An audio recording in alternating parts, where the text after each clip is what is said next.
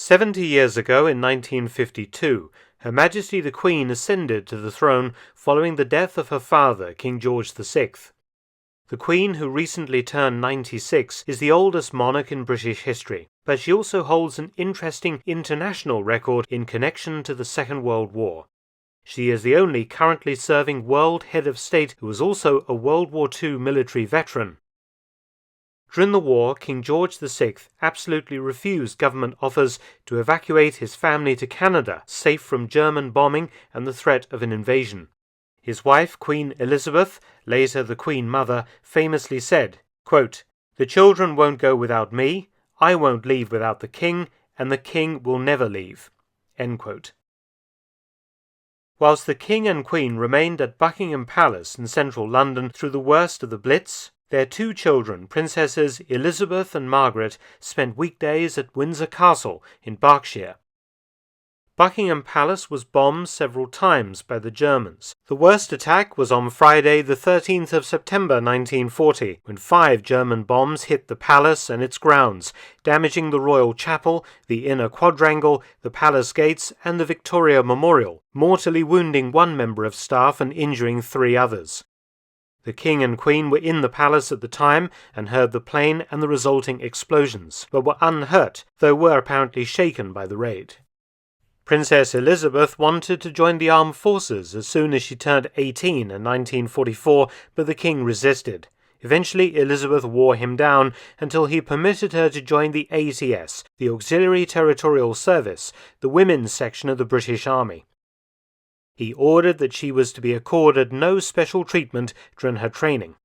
Formed in 1938, the ATS grew to a maximum strength of 190,000 women during the war and made an enormous contribution to the war effort, freeing up tens of thousands of men for frontline service and helping to defend Britain against German bombing attacks. Princess Elizabeth's mother, Queen Elizabeth, took a keen interest in the ATS.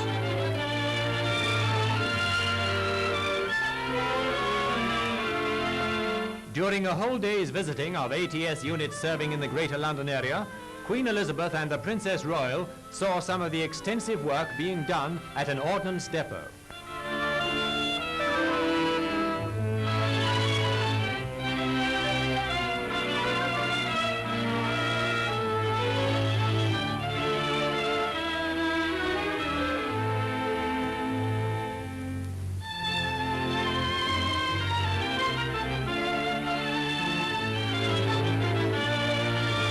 Second from the right is the Prime Minister's daughter, Mary Churchill. Her Majesty was then at an anti-aircraft battery where girls work the predictors which serve the gunners. Britain's anti-aircraft defence system is largely operated by girls. This visit to the gun pits was another illustration of the Queen's deep interest in the Auxiliary Territorial Service. Accordingly, in February 1945, Princess Elizabeth became Probationary Junior Subaltern, or Second Lieutenant Elizabeth Windsor, and entered ATS training at Camberley. She learned drill and administration, map reading, and motor mechanical skills, being confirmed in her rank and joining an active unit, maintaining trucks, jeeps, and military cars.